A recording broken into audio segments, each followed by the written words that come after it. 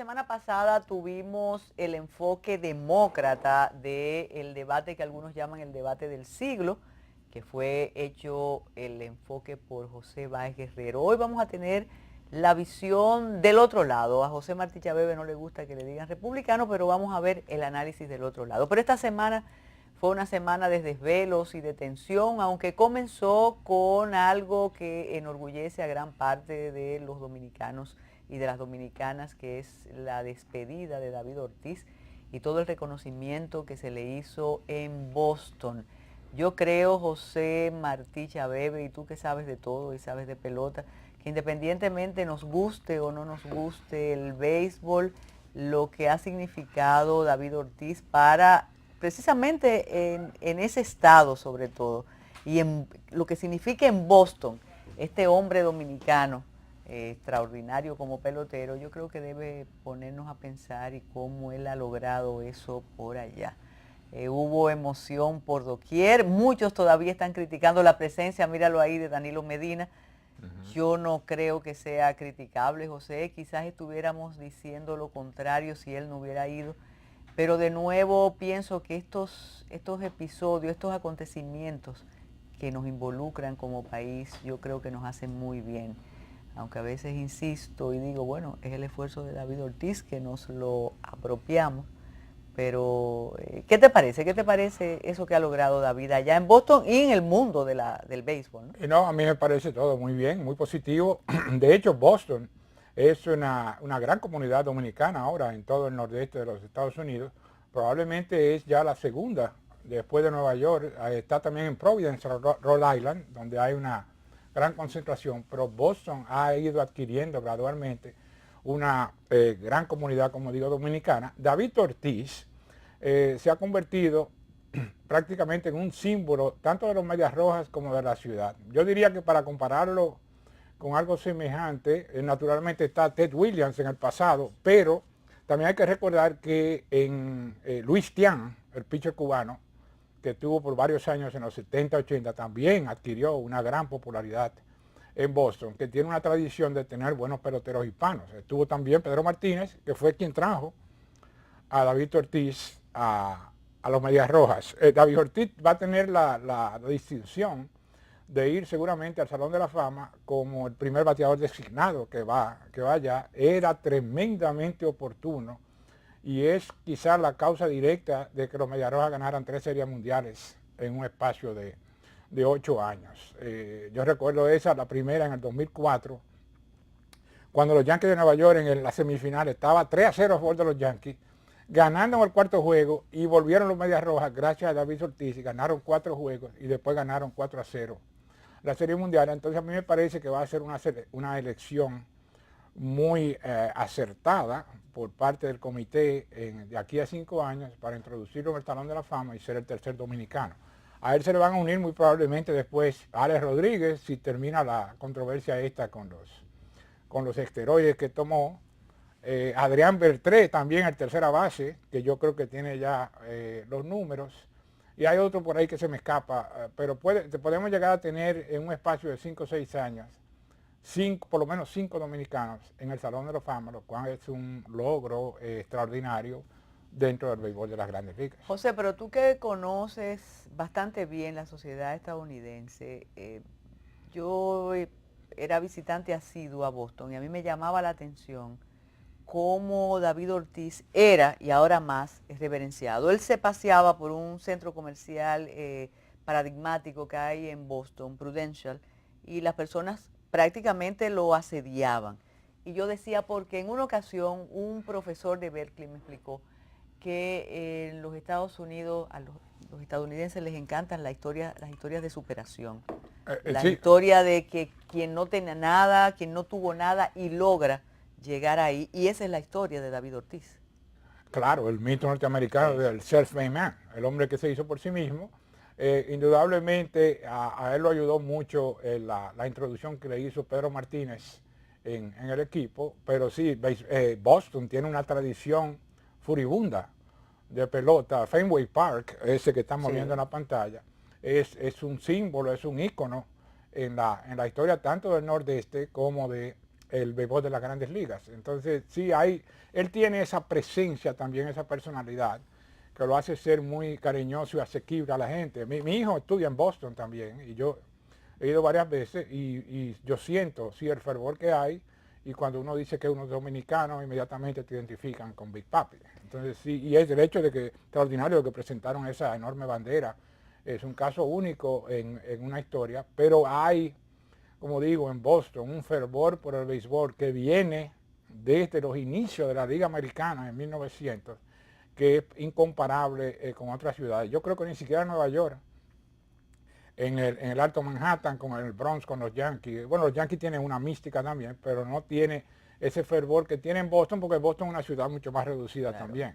Y Boston siempre ha sido un escenario en la historia americana de intensa pasión. No es casual que fue ahí en Massachusetts donde se inició la revuelta de la Revolución Americana. O sea, tienen una, como digo, una sensibilidad particular para la imagen que uno cree clásica de lo que es un americano. Sin embargo, no podemos obviar algo, y vuelvo a recurrir al conocimiento que tienes de la sociedad estadounidense. David Ortiz es negro, es un negro y es popular y querido precisamente en Boston, que es un lugar muy tradicional y con los principios más arraigados de la sociedad yankee, tú sabes. Entonces, ahí no importa el color, sino que parece que importa lo que él hace con el bate, ¿no? Oh, pero eso de esa barrera racial, eso está muy superado ya. Es verdad que estamos ahora metidos en una serie de disturbios y de tensiones raciales, y este presidente afroamericano no ha contribuido en absoluto para mejorar las relaciones raciales. Pero, por ejemplo, en Nueva Inglaterra nunca se ha caracterizado por ser una sociedad, como digamos, racista. Fue Nueva Inglaterra que inició el movimiento de abolición de la esclavitud. Fueron las iglesias congresionales y episcopales en Boston, en Connecticut, en New Hampshire, en Rhode Island, que, como digo, iniciaron ese movimiento que llevó eventualmente a la creación, que es algo que la gente no quiere quizás entender, a la fundación del Partido Republicano por Abraham Lincoln, como los estardantes del Partido de la Libertad y de la Liberación al Esclavo. Es el Partido Demócrata y las sociedades sureñas con el Partido Demócrata los que siempre han mantenido primero una política de esclavitud y luego una política de segregación y de discriminación racial. Por una de las variables ironías de la historia, ahora se quiere tildar, porque es parte de la propaganda que hace el Partido Demócrata, de tildar de racista e intolerante al partido que en realidad es el partido, como digo, de la libertad. Bueno, y aparte, además de la alegría con David Ortiz, Matthew nos preocupó durante toda la semana. Lo que sigue siendo un ciclón categoría 4 ya, rumbo a las Carolinas, rumbo al estado de la Florida, ya durante este fin de semana. Aquí se convirtió en una semana de lluvias intensas y constantes, con un saldo de pérdida lamentable, pero no podemos dejar de reconocer que las autoridades actuaron con la debida celeridad e instaron a las personas a desalojar los lugares que representaban peligro. Tenemos que estar alerta siempre, porque si esto fue con la tormenta, imagínense ustedes lo que puede pasar si un huracán nos afecta. Desde el año 98 con George, nosotros hemos tenido solo la parte, la consecuencia del huracán que se va y no el que se queda. Hubo lamentables tragedias como las niñas que murieron, que estaban al cuidado de un abuelo no vidente. También el dominicano que le dijeron que desalojara su vivienda, se la desalojó, pero cuando las autoridades se fueron volvió a cuidar sus pertenencias y un alud lo sepultó. Este puente colapsó con la ventaja que a las 24 horas lo repararon. Eso me asusta cuando reparan tan rápido, pero de nuevo todas las carencias que tiene cualquier sociedad, y más la nuestra, afloran frente a los embates de la naturaleza. Falta todavía, la temporada no termina hasta el 30 de noviembre, aunque ya esos parámetros no son uniformes, José, porque cambian los ciclos. Fíjate que porque antes 3 y 4 ciclones nos tocaban, ahora hace 10 años que no. Pero de nuevo el alerta y el llevarse de las advertencias del COE es la diferencia entre la vida y la muerte. Como es natural, en Haití los estragos fueron extraordinarios. Algunos dicen que de nuevo Haití está en emergencia, peor o igual que lo ocurrido cuando el terremoto, aquel 12 de enero del 2010, o 12. ¿Tú querías decir algo? No, eso que quería mencionar, que hay un sistema particular de presión atmosférica que comienza a tener efecto en los meses de octubre y noviembre, sobre todo en el Caribe occidental, donde a veces se han formado huracanes ahí en la costa de Colombia, entre Colombia y Panamá, se forma un huracán, y por este sistema de presión particular que sucede en esos meses, los huracanes suben verticalmente, cosa que no hacen cuando los huracanes vienen directamente por el Atlántico Central desde el Golfo de Guinea. Como se ve aquí, este huracán dobló y sigue prácticamente una línea vertical, y eventualmente ahora esta noche, creo, va a doblar hacia el nordeste, porque hay, según leí, un sistema de alta presión de este lado del este del Atlántico que lo está impulsando hacia el noroeste, entrará por la península de Florida, va a llegar hasta las Carolinas, y ahí se va a encontrar con otro sistema de alta presión en las Carolinas que probablemente lo va a hacer devolverse y caer otra vez en la costa en Florida. Es un caso extraordinario, ¿no? Y el daño, reitero, claro, en sociedades donde hay más carencia, el daño es peor. Pero ahora cuando nos muestras el mapa, no puedo olvidar, y sé que no lo vas a olvidar tú tampoco, lo que provocó Katrina en la Luisiana, en New Orleans específicamente, cuando entró. Aquello fue devastador, sin parangón. Bueno, los huracanes ahora, por lo menos en los Estados Unidos, desde la 2005 con Katrina, se han convertido también en un objeto de propaganda política y un modo de difusión de este nuevo pensamiento que se refiere al cambio climático.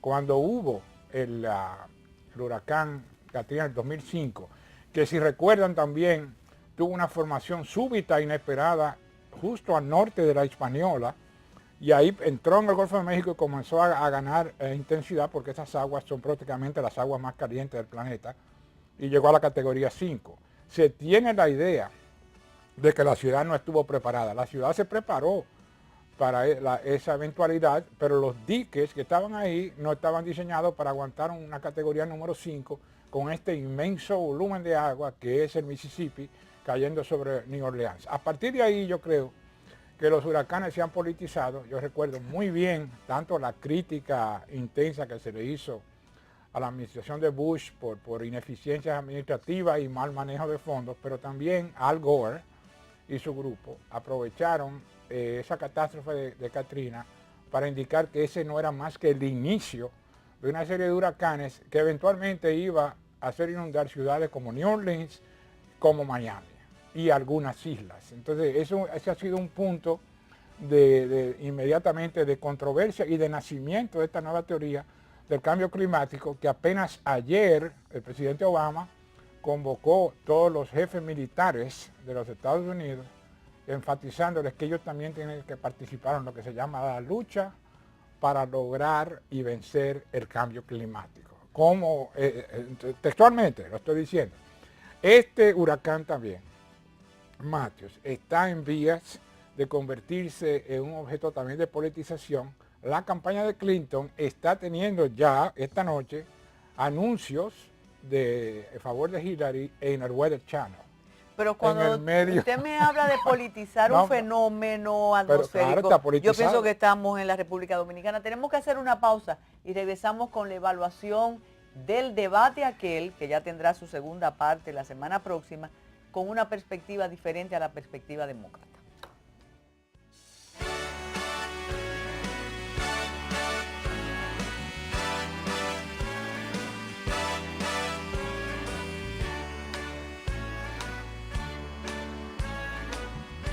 ¿Tienes seguro? Lo primero que te preguntan en el hospital. No tengo, pues haga una fila. yo quedé sin seguro, yo estaba preocupada. El hijo mío ya no trabaja en la compañía, está fuera de aquí del país, entonces ese seguro ya lo cancelaron. Cuando ya uno entra en edad, tiene que estar preparado con un seguro, porque ahí vienen todas las enfermedades, ya ahí le caen los palitos a uno.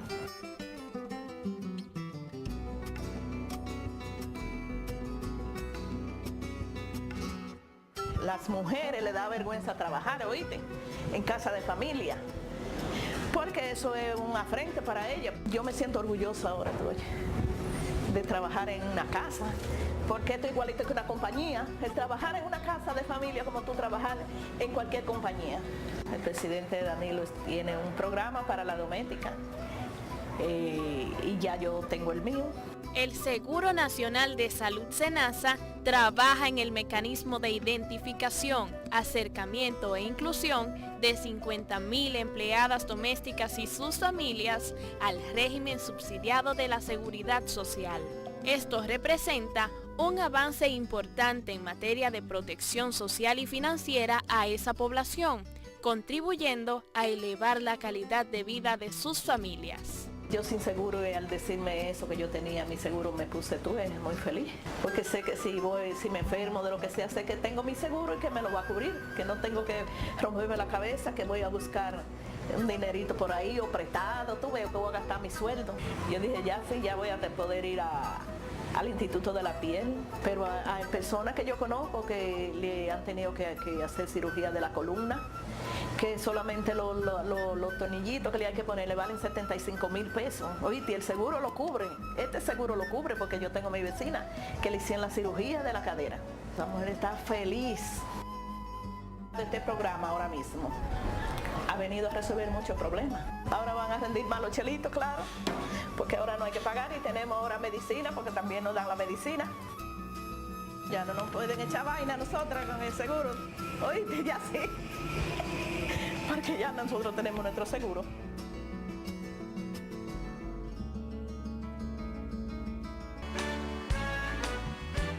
Bueno, la misoginia tiene distintas manifestaciones, a veces suelen ser encantadoras, pero es misoginia. Pero vamos al debate. Y Donald Trump se ha convertido en el símbolo de la misoginia. Sí, pero yo también te hablaba de algunos personajes locales, pero eso es así.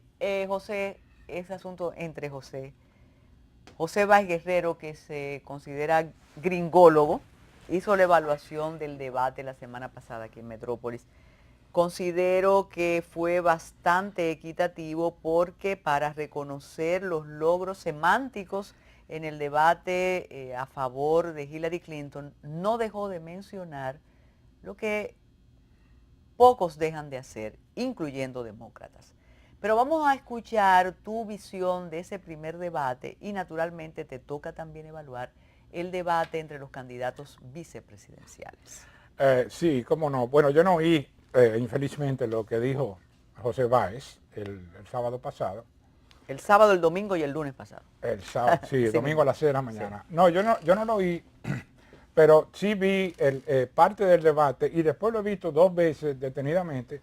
Y realmente aquí hay que tener una diferenciación entre lo que la prensa pone el énfasis, que es lo que yo llamo el aspecto formal del debate, la forma en que Hillary Clinton presenta las cosas, la forma en que la conversación se desenvuelve y la participación muy activa y beligerante del moderador, en este caso Lester Holt, en el primer debate, donde una serie de temas sustanciales no fueron tratados. Cuando uno analiza parte por segmentos del debate, de los primeros 30-35 minutos, en la parte económica que se trató, Trump, que es algo que se mantuvo como una constante durante todo el debate, fue mucho más sustancial que Hillary Clinton en los temas que se trataron, y la cosa comenzó a derivar ya en una especie de circo, cuando Hillary Clinton, siguiendo siempre las líneas del tratamiento que el Partido Demócrata da a los candidatos republicanos, comenzó a referirse a cosas completamente personales.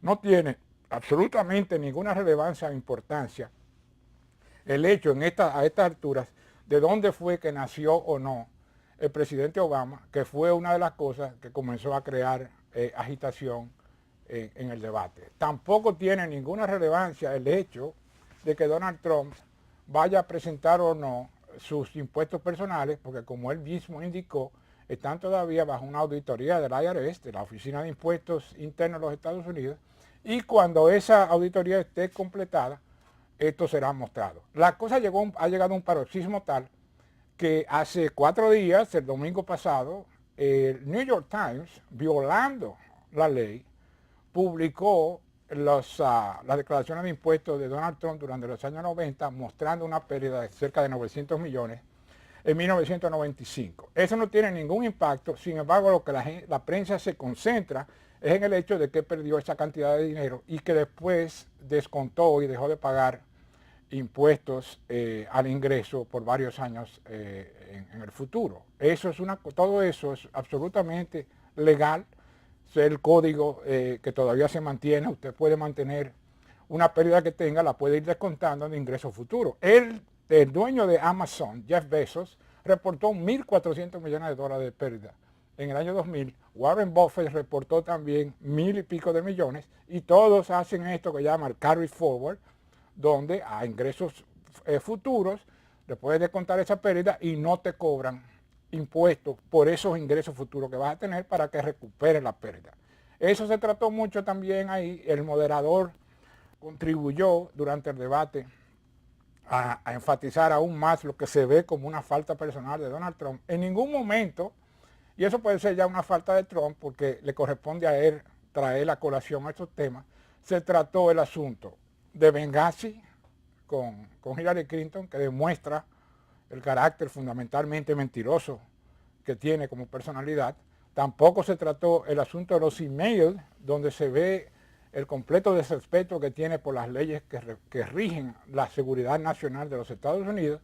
Y tampoco se trató todas las combinaciones y venta de favores políticos a cambio de donaciones a la Fundación Clinton. Cada vez que se trató de entrar en ese tema, tanto el moderador como ella, ¿no?, porque ella es muy sagaz en esas técnicas de debate, pues desviaron los temas. Pero cuando tú tratas los temas económicos, el tema del stop and frisk, el asunto este de la ley orden policial, que Hillary Clinton dijo que eso es inconstitucional. No es inconstitucional, está amparado por las decisiones de las cortes, y es una práctica que la policía usa en todos los estados de los Estados Unidos. Tampoco el asunto de que él se opuso, que él estaba a favor de la guerra de Irak, no es verdad.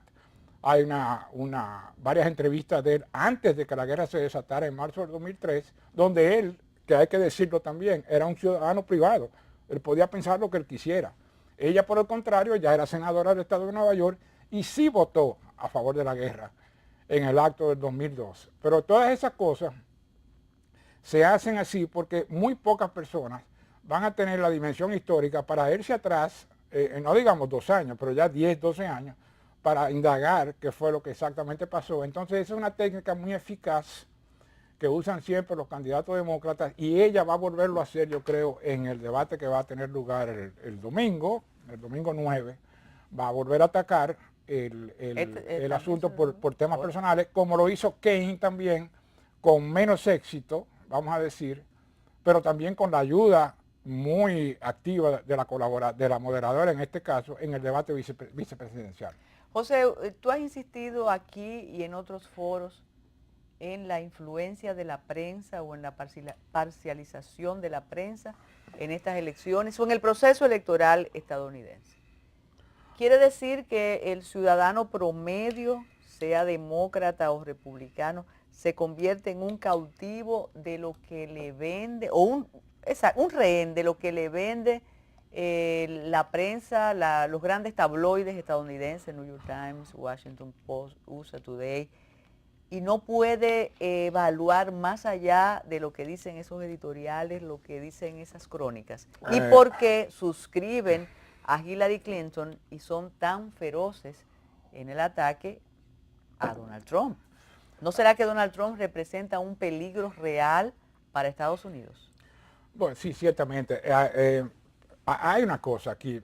En el momento de la convención demócrata, ¿no?, 2 días antes, Julian Assange, el de Wikileaks, que está exilado en Londres, ahí en la Embajada de Ecuador, publicó una serie de documentos donde se demostró claramente que no existe una diferencia entre el Comité Nacional Demócrata, la campaña de Clinton y los medios de prensa tradicionales. Demostró fehacientemente que el Comité Nacional Demócrata envía premisas y consignas y títulos incluso a la prensa que van a ser publicados para evaluar tanto la eficacia de un candidato demócrata como la ineficacia y incompetencia del candidato republicano. Eso siempre ha sido una constante, digamos, desde Watergate con Richard Nixon en los 70, la prensa ha tenido una actitud siempre cada vez más hostil y virulenta hacia cualquier candidato republicano que esté ahí. Con Donald Trump se ha agudizado aún más porque él, al no ser un político tradicional y venir del mundo de los negocios y del mundo del entretenimiento, porque hay que recordar que es una celebridad de la televisión desde hace 40 años también, es una de las personas más conocidas en los Estados Unidos, ahí se ha todavía agudizado aún más porque Donald Trump representa el símbolo, la expresión de ese movimiento de resistencia hacia los poderes establecidos, tanto del Partido Demócrata como del Partido Republicano. Entonces, con esa constante en la mente, uno tiene que mantener siempre esa actitud para poder analizar, aunque sea someramente de una forma objetiva, cómo la prensa está presentando esta campaña. Siempre hay que tener en cuenta, como digo, que en el trasfondo están los mensajes de la campaña de Clinton. La situación ha llegado a una intensidad tal que el New York Times, ¿no?, el decano de los periódicos norteamericanos, un símbolo, ¿no?, de lo que es un periodismo honesto y legítimo, está publicando en su página editorial, editoriales tales como este del lunes pasado por Charles Bow, donde acusan a Donald Trump de ser un terrorista doméstico. Seguido el martes por otro artículo en la página editorial, donde lo acusan de ser un delincuente callejero. Entonces ya estamos llegando a unos niveles, como digo, de ataque personal que no vislumbran una cosa muy buena para los segundos y el tercer debate que viene. Lo que está pasando en estas elecciones es que hay para mí lo que yo llamo un triple cambio paradigmático. ¿Cuál es ese triple cambio paradigmático? En los paradigmas, los marcos de referencia que rigen la parte política están cambiando. El partido que normalmente se tenía por el apoyo a ideas liberales, a la transferencia al movimiento por las causas económicas y sociales, se está convirtiendo ahora en el Partido Republicano, y el Partido Demócrata se está convirtiendo en el partido de los poderes establecidos, en este caso apoyando el dogma de nuestro tiempo, que es el dogma de la globalización. Sobre esa base de que los Estados Unidos tienen que insertarse en una economía globalizada, no importa el costo que esto acarree, se está creando también otro cambio paradigmático en el aspecto social, porque se está creando una resistencia a través del renacimiento del espíritu nacional norteamericano anglosajón contra esta idea sumamente enfatizada también por la administración Obama, de que la sociedad norteamericana es fundamentalmente una sociedad de inmigrantes, ha sido formada por inmigrantes, lo cual no es verdad, es una sociedad de colonizadores con un centro bien concreto de tradición parlamentaria inglesa, anglosajona. Y también ahí se está creando también esta idea muy difundida de que en esencia todas las culturas son iguales, por tanto tenemos que aceptar ciudadanos de todas partes que vengan como un espíritu no universal bajo la idea de América. Entonces se está dando una resistencia social también a eso, que forman estas masas irredentas de que apoyan ahora a Donald Trump. Y el tercer cambio, quizás el más importante, es el cambio tecnológico, porque en estas elecciones hay dos cosas que han sucedido. Donald Trump ha sepultado prácticamente por un uso efectivo de los social media, ¿no?, Facebook, YouTube, Twitter, sobre todo Twitter, sepultó la dinastía política de la familia Bush.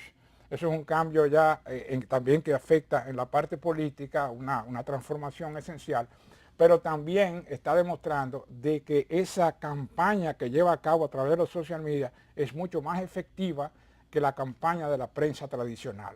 Cuando uno ve todos los elementos de los social medias, Trump le lleva prácticamente a Hillary Clinton en términos de seguidores cerca de 10 millones. Cuando tú cuentas Facebook, Twitter, Gateway, Instagram, son casi 10 millones más de seguidores, y es una práctica muy interesante que cualquier televidente puede hacer, es de ir, por ejemplo, al site de la campaña de Clinton y ver una presentación que hace Hillary Clinton de cualquier tema, y en una hora, en menos de una hora, más de la mitad de los comentarios que hacen son negativos a ella y a la campaña. Yo mismo una vez mandé uno de relajo, relajándola a ella con algunas posiciones contradictorias, y en términos de 3 horas recibí como 1.400 likes que le dan. Entonces hay una situación. ¿Tú no aquí. crees lo que dicen algunos analistas, que ella puede ser una pésima candidata, pero podría ser un excelente presidente de los Estados Unidos?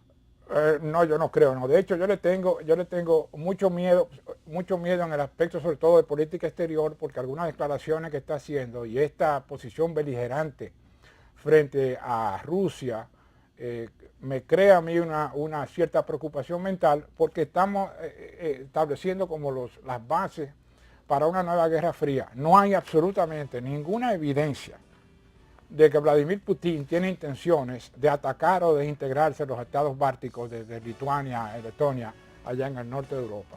No hay ninguna indicación de que él quiere también crear un expansionismo ruso. Ha penetrado en el Medio Oriente, pero eso fue por un vacío dejado por la política de la primavera árabe que llevó a cabo Barack Obama y por este funesto acuerdo nuclear que se firmó con Irán, donde se le dio una carta blanca a los guardias revolucionarios iraníes para dominar la parte oriental de Irak y ahora colaborar con el régimen en Siria. José Martí, pero más miedo no te podría provocar en lo que respecta al enfoque de la política internacional un candidato y posible presidente de los Estados Unidos como Donald Trump. Eso tú lo vas a responder cuando regresemos.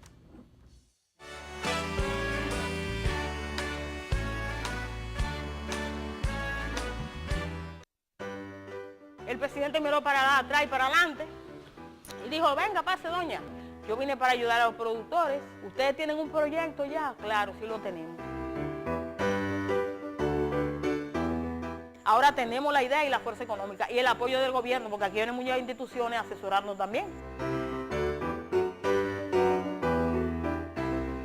Aquí a nivel local la gente la está consumiendo. A nivel del plan social, nos compraron el otro año unas 100.000 mermeladas.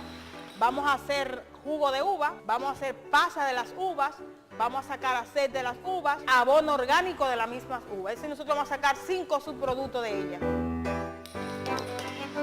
Lo que se ha logrado con este proyecto es una dimensión muy amplia, más allá de las expectativas que pensamos.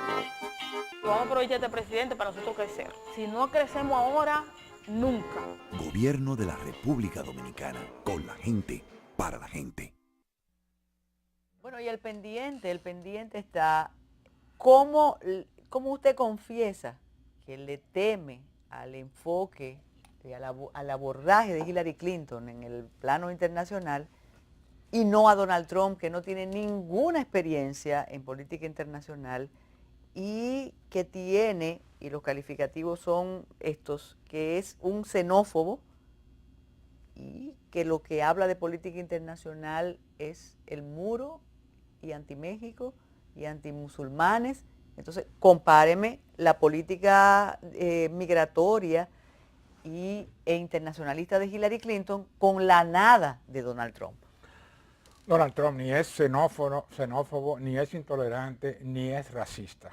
No hay ninguna evidencia, ni nadie puede manifestar en este programa o en cualquier otro programa una declaración que Donald Trump haya dado a lo largo de 40 años que pueda ser considerada racista. La famosa declaración de junio del 2015, cuando inició su campaña, ahora la prensa la está divulgando, donde le dicen que él dijo que todos los mexicanos son violadores y criminales. Y eso no fue lo que él dijo. Vagos.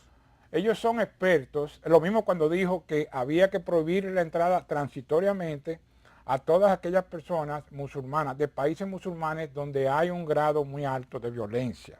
Nunca las citas son referidas completamente, siempre son sacadas fuera de contexto, y eso permite un ataque sistemático, que lo han mantenido por cerca de 17 meses ya, contra la figura de Trump. Este asunto que él dijo, por ejemplo, el clásico de los mexicanos en la frontera, es absolutamente verdad. Es absolutamente verdad que el gobierno mexicano liberó toda una serie de criminales y los envió a través de la frontera. Es absolutamente cierto por el Buró de Victimización de la Violencia, de que más del 80% de las mujeres de México y de Centroamérica que han pasado ilegalmente por la frontera han sido asaltadas sexualmente. Y es verdad también que hay un grado prácticamente de guerra civil entre los ejércitos privados de los cárteles y los agentes de inmigración. Cuando el Papa dio en El Paso la famosa misa ahí frente a la valla, apenas a 300, 400 metros habían descubierto una serie de fosas comunes donde el cártel lanzaba las víctimas de la violencia. Todos los parques del sudoeste norteamericano, los parques nacionales, son centros muy activos de distribución de tráfico de armas y de tráfico de drogas. Los cárteles tienen incluso ejércitos particulares hasta 30 y 40 millas dentro del territorio norteamericano. Entonces, cuando él se refirió a eso, él ya había visitado, antes de sacar oficialmente su campaña, había hecho una visita muy sistemática a todos esos puestos fronterizos y vino con ese tipo de declaración sumaria. Quizás la forma en que lo hizo no es la mejor. Él se caracteriza por hacer declaraciones que uno no asocia normalmente con un político tradicional, porque, como digo, él viene de un mundo completamente diferente. El hecho de que él no tenga ninguna experiencia en política exterior no significa absolutamente nada, porque Barack Obama no tenía tampoco ninguna experiencia en política exterior cuando fue declarado presidente en 2008. Había pasado nada más 4 años como senador, donde 2 y medio fue prácticamente para iniciar su campaña para presidente. O sea, no tener esa experiencia, claro que ayuda a tener una cierta experiencia, pero si nos llevamos por la política exterior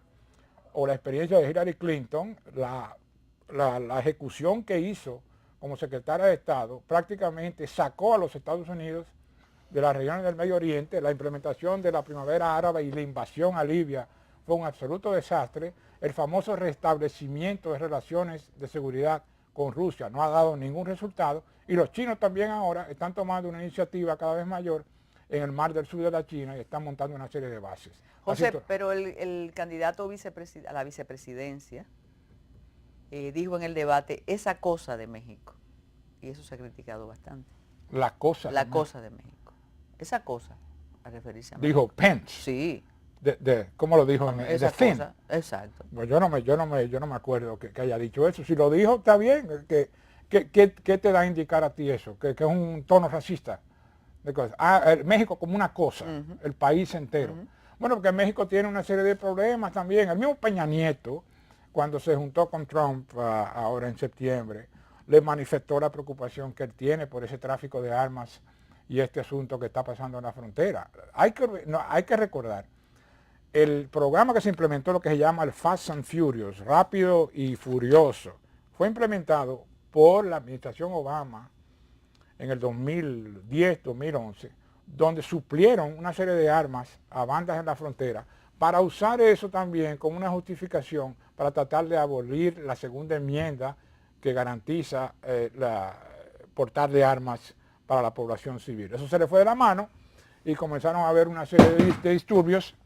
¿Tú crees que es un atentado, no? Y hubo una serie de disturbios ahí y de crímenes, y comenzó entonces ya de una forma bastante virulenta el asunto de la violencia en la frontera. Entonces, mira, a ti te gusta hacer predicciones con el mapa, un mapa que ya los muchachos te preparan. Un mapa, aquí. ok, está bien. Vamos a ver el mapa para que tú hagas las predicciones, porque por más que tú me expliques, y yo vuelvo y leo y veo, y me dan los números idénticos.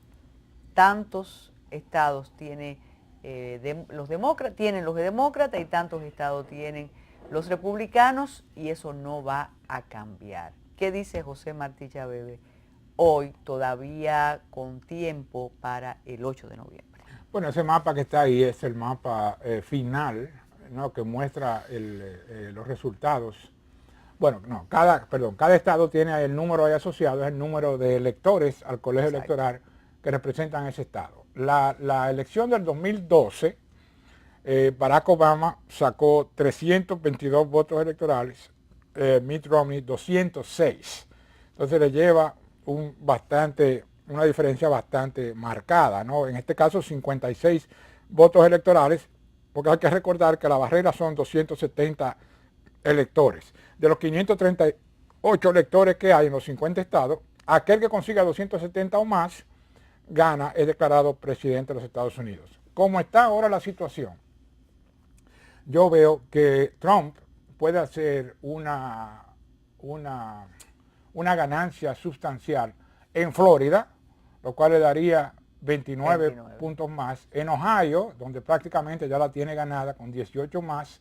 En Pensilvania con 20. En Iowa con 6, que también la tiene prácticamente ganada. Y con Nevada en 6, lo cual le daría a él 274 votos electorales contra, no sé, 264 de Hillary Clinton. Pero también yo veo que hay una posibilidad de que Donald Trump gane también Virginia con 13 estados, New Hampshire arriba con 4 estados más y probablemente también Wisconsin y Michigan, lo cual le daría ya una barrida electoral de más de 300 votos electorales. ¿Por qué yo digo esto? Porque en Ohio, donde de hecho la campaña de Clinton ha retirado ya la propaganda y todo el personal que tenía, o sea, han dado ya por perdido el estado con 18. Ohio es el símbolo de la identidad nacionalista norteamericana. ¿Por qué? Porque fue el primer estado que se declaró estado americano más allá de las 13 colonias a principios del siglo XIX. Es el estado de donde se inició lo que se llama la penetración hacia al distante oeste, y es un estado que un caleidoscopio de todas las creencias, ¿no?, de esta forma norteamericana de depender de la autosuficiencia, del apego a la tierra y del apego a esos valores constitucionales. ¿Cuántos votos electorales tiene Ohio? 18.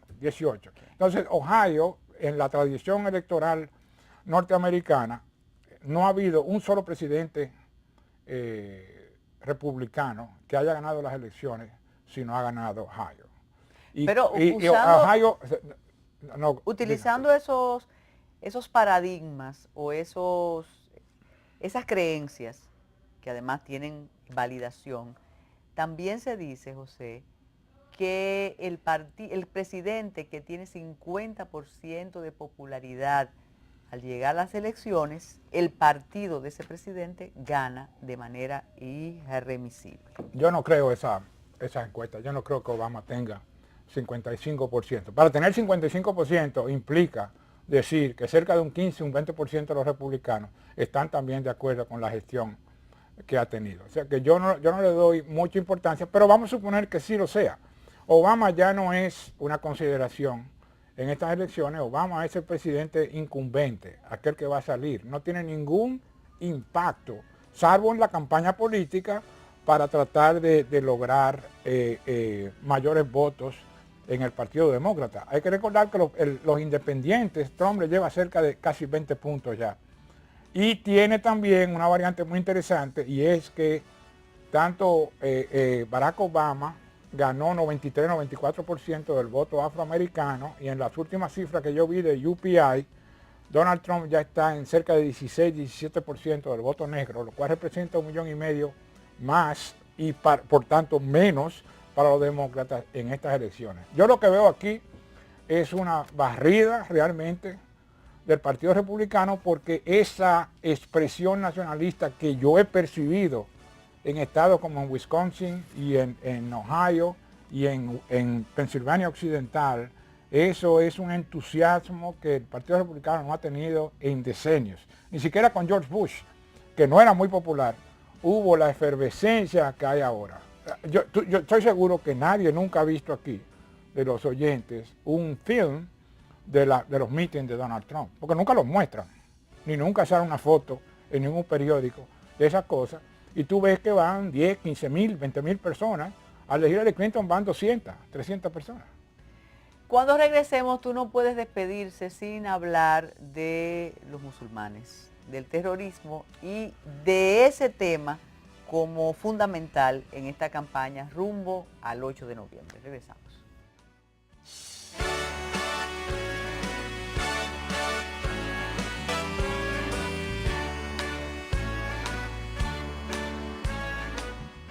pasa con el terrorismo en la campaña? ¿Cómo lo aborda cada uno? Bueno, el terrorismo es el factor imponderable en esta campaña. Si fuera, yo creo, por potestad del Estado Islámico, algo va a suceder en las próximas 2 o 3 semanas. La posición, naturalmente, de Trump es de crear un control, primero del tráfico, de la penetración de personas de los países islámicos que están actualmente en violencia y con un alto grado de terrorismo. Entonces no es la prohibición absoluta, sino tener un control, un sistema de control tanto antes de la frontera como a la frontera, de cuáles son las personas que están penetrando, porque de acuerdo a las mismas palabras del Estado Islámico, ellos argumentan que entre un 10 y un 15% de los refugiados nuevos que están ahí son adeptos al Estado Islámico, y algunos ya con un récord de actividades terroristas. Ha habido varios ya de los casos que se han dado de actos terroristas aislados en los Estados Unidos que son hechos por refugiados. Pero tú confías en una política sensata de Donald Trump en ese aspecto.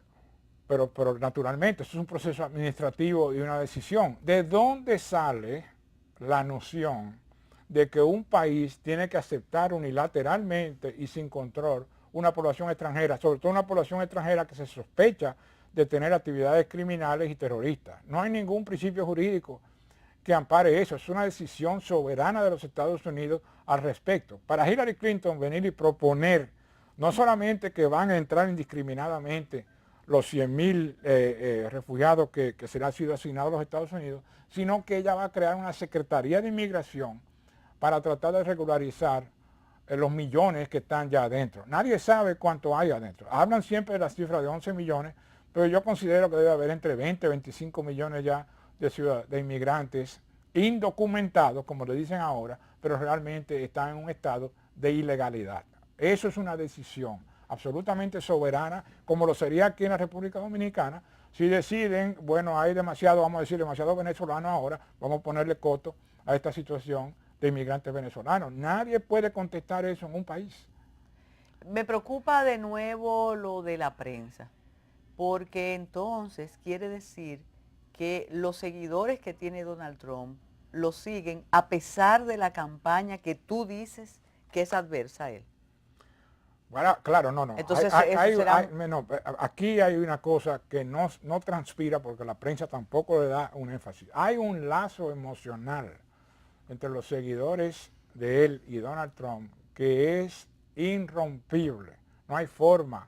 Han tratado de todo. Cuando tú sacas el catálogo de oprobios, de distorsiones y de mentiras que Donald Trump ha sido objeto, es algo que va a ser considerado como algo sin parangón en la historia política norteamericana, pero eso tendrá que ser evaluado en el futuro. Pero ha sido todas las semanas, hay algo sistemático, y cuántas veces la prensa ha dictado que este es el fin de Trump y que ya no se va a poder levantar. Y siempre se levanta porque tiene ese apoyo de las masas populares que representan el nuevo nacionalismo norteamericano, el nacionalismo que se opone a los efectos y las consecuencias negativas que está teniendo el proceso de globalización, que viene sobre todo ejemplificado en los acuerdos comerciales, tanto del NAFTA en Norteamérica con México, como los acuerdos comerciales con Japón, con China y con la Comunidad Europea, pero sobre todo con China y con México, y que en el Asia del Sudeste ha provocado una deteriorización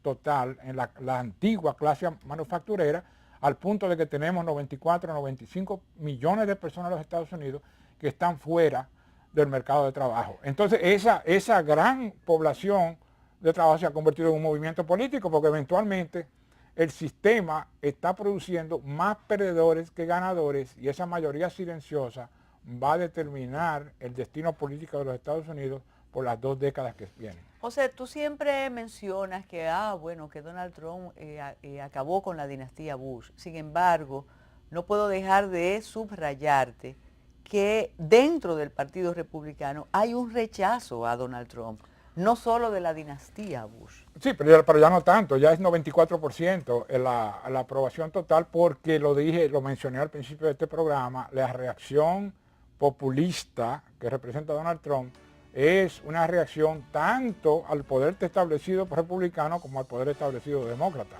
Es una reacción realmente al círculo, lo que llaman al corredor de Washington, Nueva York y Boston, el círculo de los mandarines y de los potentados económicos norteamericanos y del poder legislativo tradicional. Hay una reacción completamente de esta masa, como digo, silenciosa y que está teniendo severas pérdidas por este proceso de globalización económica en que estamos. A lo cual hay que agregar también el aspecto social del que hablé, con esta idea de que estamos viviendo realmente una sociedad postmoderna, completamente multicultural, lo cual está diluyendo aún más el espíritu tradicional norteamericano que yo sigo enfatizando es anglosajón.